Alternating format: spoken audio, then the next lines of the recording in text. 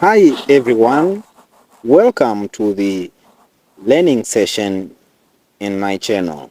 Today I have the analysis of the play that is called The Lion and the Jewel. The play was written by Wole Soyinka. Publisher of this play is Oxford University Press in 1963. And the setting of this play is Nigeria, specifically the village that is called Ilujinle. Ladies and gentlemen, I most welcome to this part, and let us begin with the introduction of the play. The Lion and the Jewel is a play written by a Nigerian writer called Wole Soyinka. The play was first performed in 1959 in Ibadan. After that, it was staged in London at the Royal Court Theatre in 1966. The Lion and the Jewel shows how Baloka, or the lion, fights with the Lakunle. Lakunle is a school teacher who needs to modernize the community and change the people's ways of life for no reason other than that of arrogance as an educated man. In this play, both Baroka, the village chief or leader, and Lakunle woo Sidi. They both love her. She is very beautiful.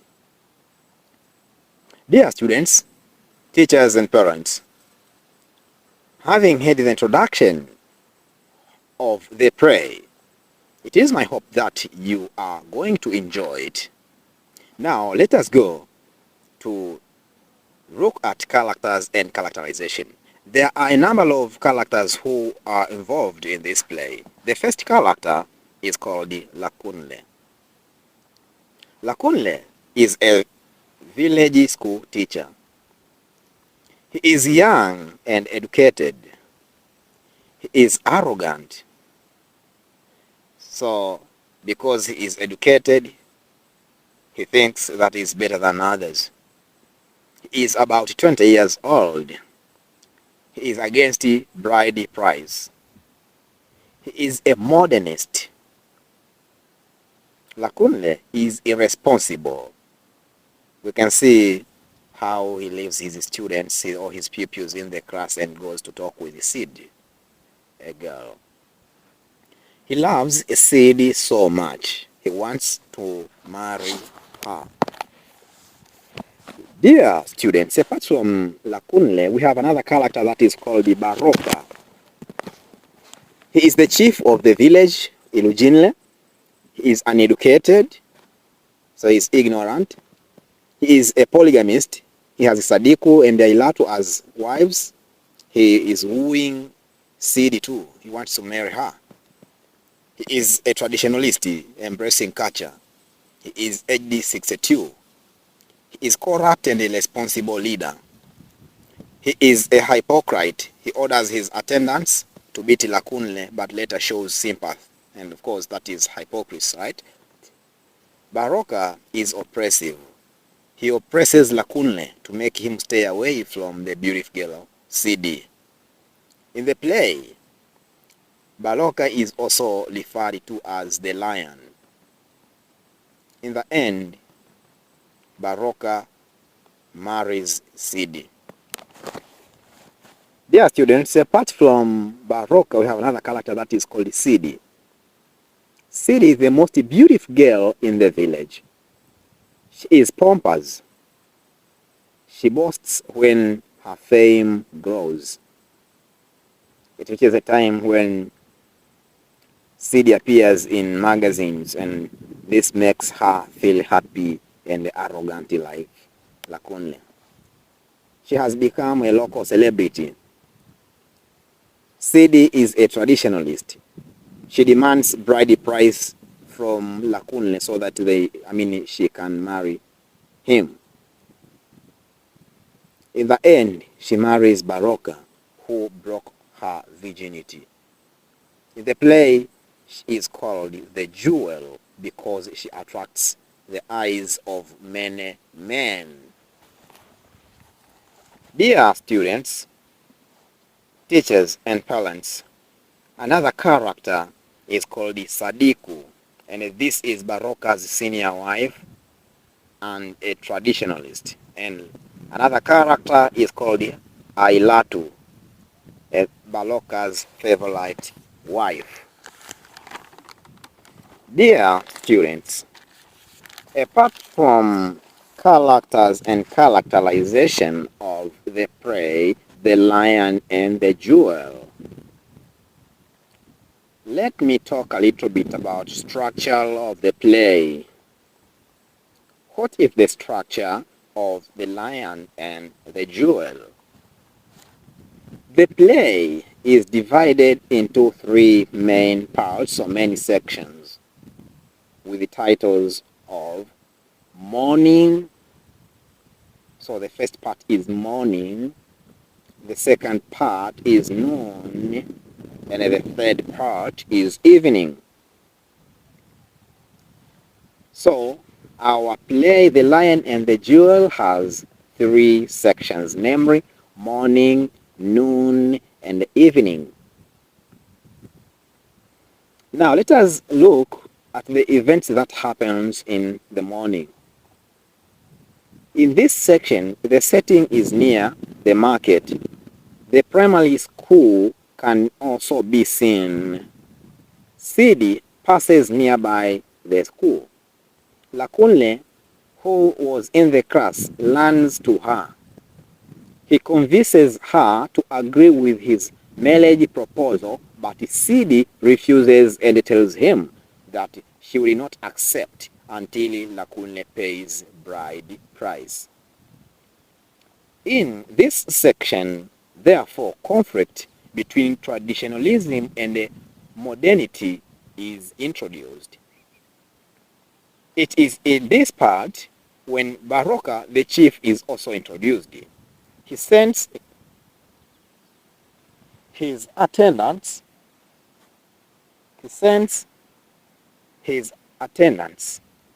to arrest Lakunle simply because he accuses Lakunle of trying to steal the village maiden who is called Sidi.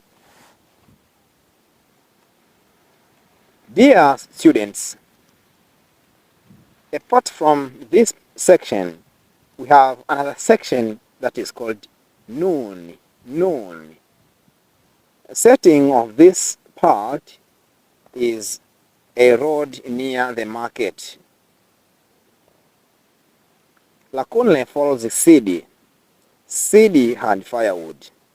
Lakunle helps Sidi carry the firewood. But before things go on, Sadiku, or Baroka's wife, appears.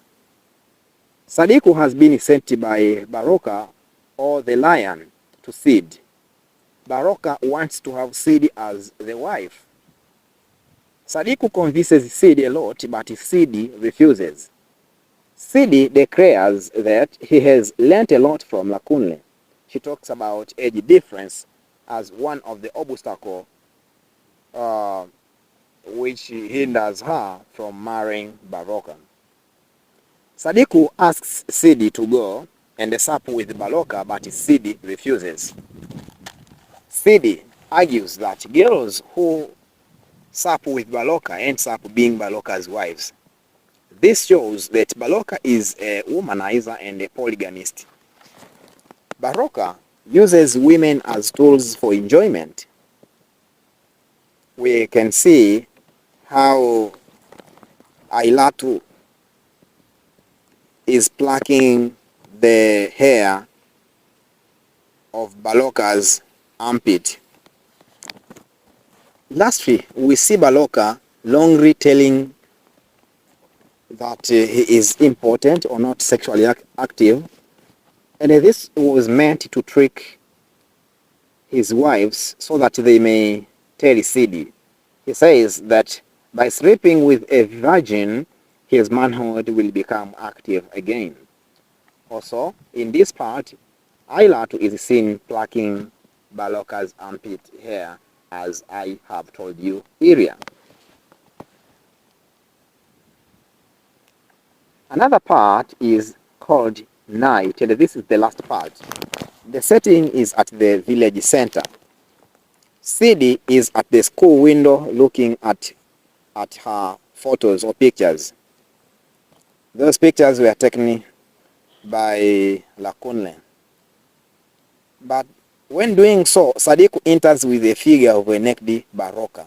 It was indicating that Sidi can play with Baroka because he is now impotent or sexually inactive.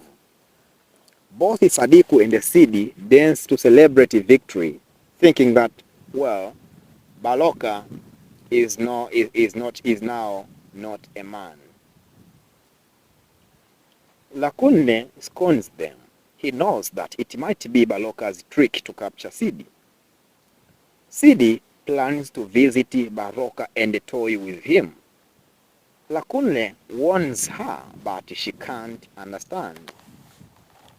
Lakunle speaks about his plans to modernize the village by abolishing bride price, using spoons, kissing, and many things like abolishing polygamy. It is in this part when Sidi is seen in Baroka's palace. So after planning to go to toy with Baroka, now Sidi is seen in Baroka's palace. In this part, Baroka sleeps with Sidi, and it is proved that he is not impotent as he claimed to be. It was just a trick. And according to the traditions, the first man or to sleep with a woman is the one who has to marry her. As I told you, according to the culture, because Baroka has broken the virginity of Sidi, he has to marry her. And that is when the play ends by showing that Sidi is going to marry Baroka.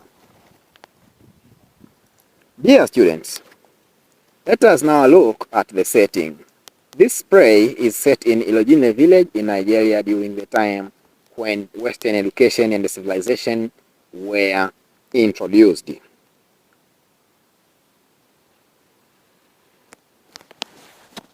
Ladies and gentlemen, after seeing the part of form, now let us look at content part and especially on thematic analysis. The first theme is emancipation of women, or in other words, it's called the liberation of women. This play was made to solve women oppression. It presents a school teacher, Lakunle, trying to free women from oppression done by men such as Baroka. Lakunle does this by trying to marry Sidi without a bride price. However, his struggle fails due to the fact that those who oppress women are politically and socially powerful. In actual sense, bride price and polygamy are deep rooted in the society. Another theme, ladies and gentlemen, is cultural conflict. So in this book, Wole Soyinka shows a clash between traditional ways of life of African people and that of Western or European culture. Baroka, Sidi and Sadiku represent traditional ways of living, while Lakunle represent modern way of life. As a modernist, Lakunle is against bride price and polygamy. He even proposes the use of saucepans or saucepans to replace clay pots. Other elements of modernity proposed by Lakunle are such as beauty competition, kissing before the public, machines for grinding oats, and the schools. Ladies and gentlemen, traditionalists are against the modernists. So there is a conflict or mismatch between these two cultures.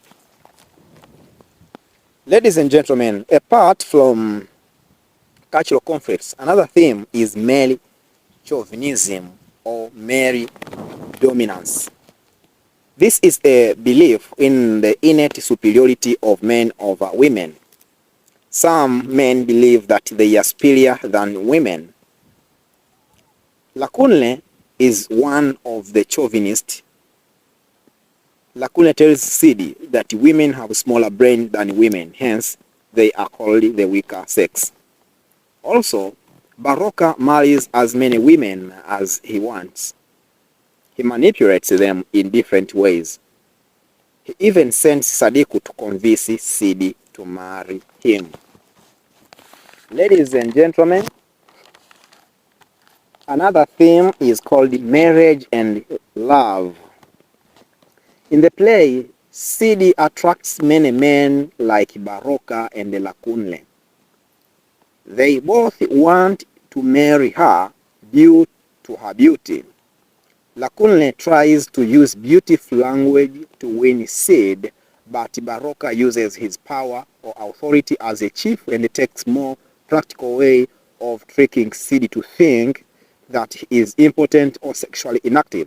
In the end, Sid marries Baroka. Another theme is traditions and customs. Wole Soyinka has shown some traditions and customs practiced in Africa. Examples are polygamy. Some African men are polygamous. They have more than one wife.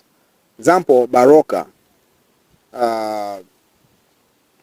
Baroka has Sadiku, Ailatu, and he wants to, and in the end, he marries Sidi.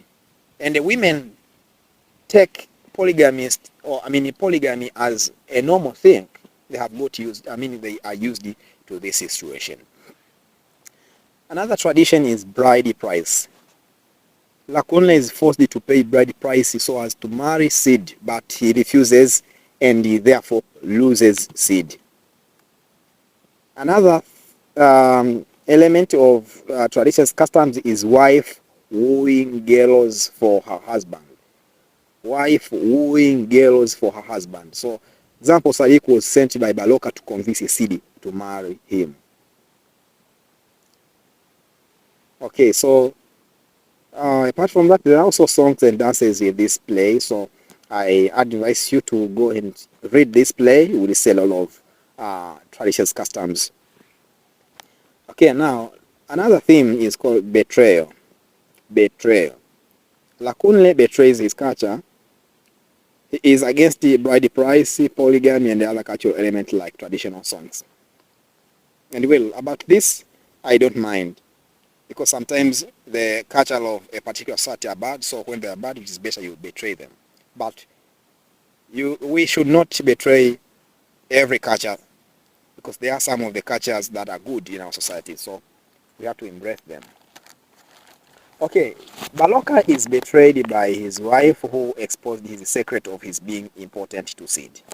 But this did not anger Baroka because it was his plan. He wanted the secret to be revealed to Sid so that Sid could be trapped easily. Another is Lakunle was betrayed by Sid, whom he had shown great love. So when Sid marries Baroka, Lakunle is so much angry. Another is Sid was also betrayed by Lakunle. Lakunle did not want to pay bride price, and hence the result was Sid marrying Baroka. Dear students, another theme is misuse of power. This means improper use of one's authority. Baroka, or the lion, who considers himself as king of the jungle, uses his authority to torture and humiliate Lakunle. He orders his servants to beat him so that Baroka wins Sid. Baroka also concentrates in marrying many women instead of doing development issues. Baroka is therefore not a good leader. Dear students, another theme is irresponsibility. Irresponsibility. In this play, Soyinka shows how some leaders are irresponsible. Example, Lakunle, as a teacher, is irresponsible. He leaves his pupils in the class to chase after CD. Love has interfered in his work. But it is better to understand that for development to occur, people should be responsible. Dear students, another theme is corruption. Baroka is a corrupt leader. He blocks development of the people. He receives bribes from different people. In the play, Lakunle narrates to Sid the way Baroka also bribed the railway contractors so that they would stop building the railway from town to Ilujinle. And this can be seen on page 24 of the play, The Lion and the Jewel. Other themes seen in this play are such as illiteracy, deceit, protest, and alienation. Now, having seen the themes, and we have covered about 9 themes from this play. So having seen those themes, let us now a little bit look at message from the book. Okay, so the first message is corruption, selfishness, and the responsibility of leaders lead to underdevelopment of the society. Corruption, selfishness, and the irresponsibility of leaders lead to underdevelopment of the society. And we have seen all those elements in our play. So development cannot occur whenever there are those things. Another message is ignorance of leaders is an obstacle to development. The third message is outdated traditions and customs like polygamy should be abolished. Another is educated people should use their knowledge and skills to bring about development. Ladies and gentlemen, students, and whoever is listening to this lesson, I have 2 questions before I close my discussion today. The first question is, do you think that a bride price should continue? Why? My first question is, do you think that bride price should continue? Why? My second question is, do you think that this play, The Lion and the Jewel, is relevant to our society today? Explain. Do you think that this play is relevant to our society today? Explain. Thank you very much, ladies and gentlemen. Don't forget to subscribe to the channel just to support. Thank you very much.